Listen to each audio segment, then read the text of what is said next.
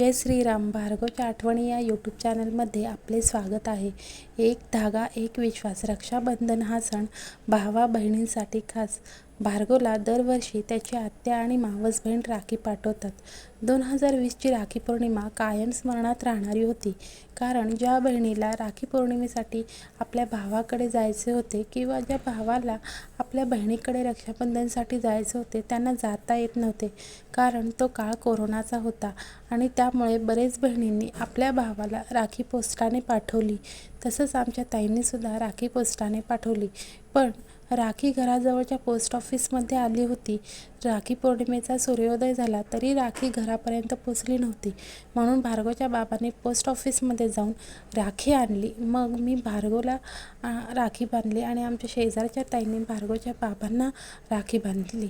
अशी आमची 2020ची राखी पौर्णिमा साजरी झाली.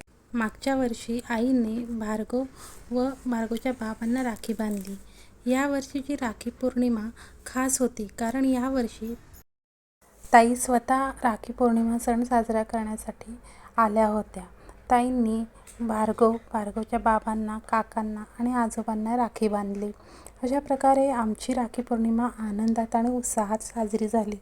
तर तुम्हाला राखी पौर्णिमेच्या आठवणीचा व्हिडिओ कसा वाटला व तुमच्या काही आठवणी असतील तर कमेंटमध्ये सांगा. व्हिडिओ आवडला तर तुम्ही नक्की लाईक आणि शेअर कराल याची मला खात्री आहे. लवकरच कृष्ण जन्माष्टमीचा व्हिडिओ येणार आहे तर चॅनलला सबस्क्राईब करा. पुन्हा भेटूया अशाच एका आठवणीसोबत.